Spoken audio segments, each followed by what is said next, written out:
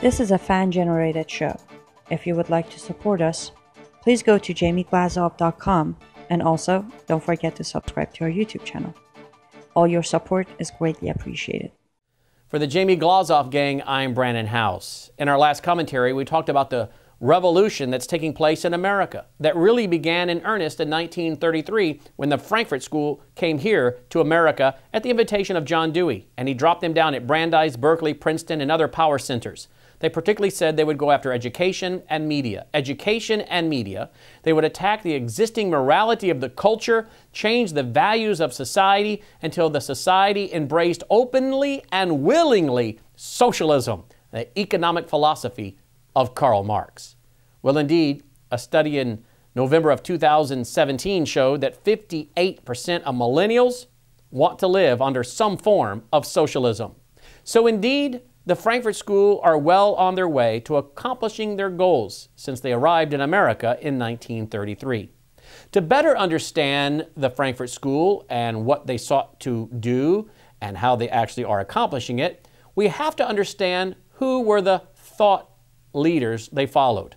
They included four people: Karl Marx, Sigmund Freud, Friedrich Nietzsche, and George Hegel.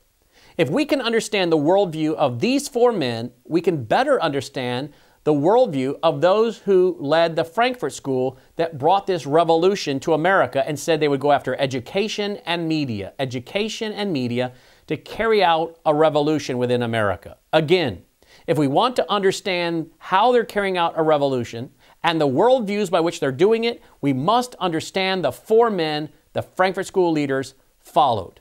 Let's start with Karl Marx. Karl Marx said, "My object in life is to dethrone God and destroy capitalism." Dethrone God in the hearts and minds of Americans so that they would make government their God. Dethrone God and destroy capitalism. That's Karl Marx, the father of the Communist Manifesto. They also studied a man by the name of Sigmund Freud. You know Sigmund Freud as the father of modern psychology. But Sigmund Freud, well, he's much more than that. He was a very vile individual who did not believe in absolute truth. And he had a hatred for traditional values and for traditional people of faith. In fact, it was Sigmund Freud that declared that conservatives and Christians and people of faith were insane. In fact, Sigmund Freud declared that the truly sane individuals were those who lived out and acted out their natural inclinations of incest, cannibalism, and the lust of killing. Yes, my friends, you heard me correctly. Sigmund Freud believed that those that we would call insane were actually sane, that they were living out their natural inclinations of incest, cannibalism, and the lust of killing. I deal with Sigmund Freud and the Frankfurt School and all these guys in my book, Grave Influence. Sigmund Freud declared that it was people of faith, conservatives, Christians, who suppressed their natural inclinations of lust for killing and cannibalism and incest to the point they went crazy. So please understand, folks, Sigmund Freud believed that truly insane ones were those with morals, conservatives, people of faith, Christians. Is it any wonder that now we see conservatives being so vilified and attacked as people who cling to their Bible and guns, as Barack Obama said? Or how about his Department of Homeland Security that put out a report several years ago when he was president that declared as potential terrorists veterans. It also declared as potential terrorists Christians that were interested in Bible prophecy, those who were concerned about borders, illegal immigration, globalism, and those who were pro-life. These were all the characteristics of potential terrorists, according to our own government at the Department of Homeland Security under the presidency of Barack Obama. It sounds like something Sigmund Freud could have written. Are you starting to understand the thought leaders of the Frankfurt School? Well, we've looked at Karl Marx, Sigmund Freud, and now let's look at Friedrich Nietzsche. Friedrich Nietzsche is best known for declaring God is dead. In fact, he not only declared that God is dead, he declared we have killed him. What did he mean by that? He meant that his elite group of thinkers, as they thought themselves to be, had killed God in the minds of man.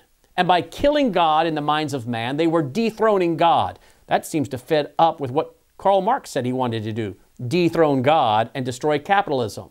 By killing God in the mind of man, Friedrich Nietzsche believed they could have a revolution. So Nietzsche declared that God is dead and that we actually killed God. Friedrich Nietzsche actually believed in something known as master morality and slave morality, because after all, if God is dead, might makes right. If God is dead, man can become his own God. And therefore, you can decide what you do. There are no absolute truths. And therefore, if you want to be the master, you can make someone else your slave. And so Friedrich Nietzsche declared master morality and slave morality. He said that the elite group of thinkers who embraced his worldview would be the masters. Everyone else would be their slave. And he said those who make the best slaves are Christians and people of faith. Why? He said because they are weak. Why are they weak?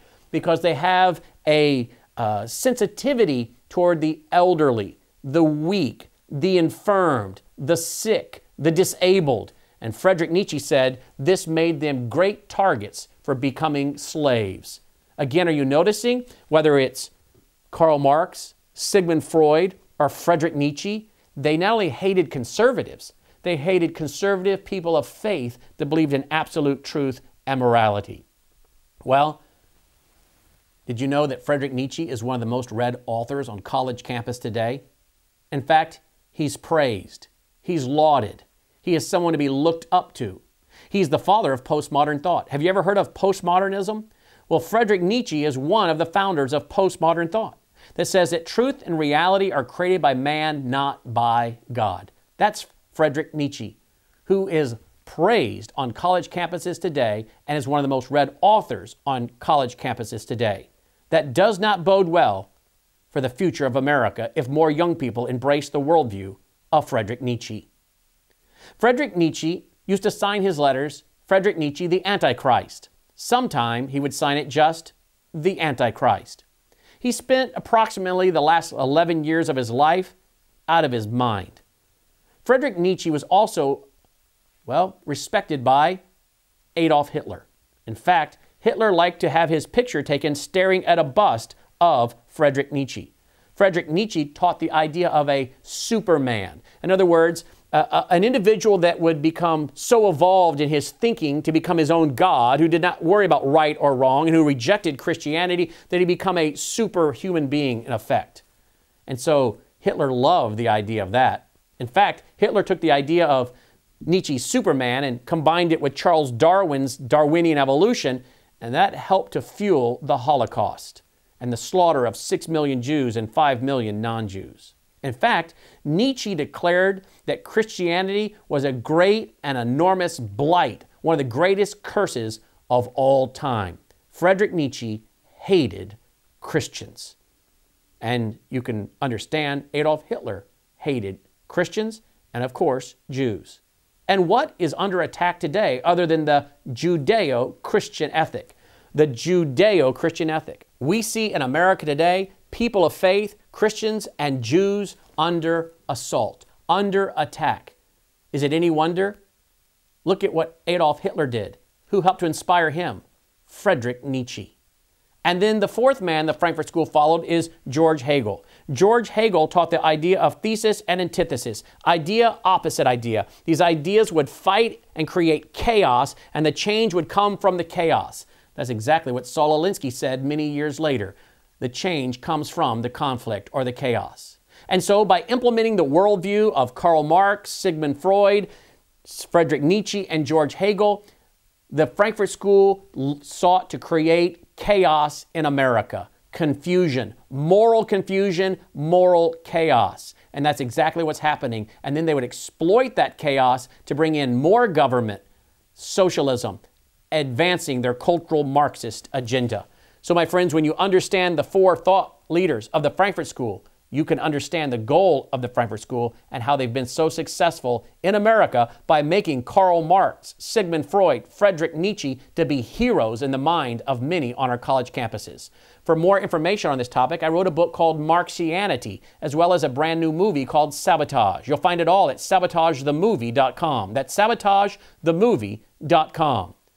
This is Brandon Howse for the Jamie Glazov Gang.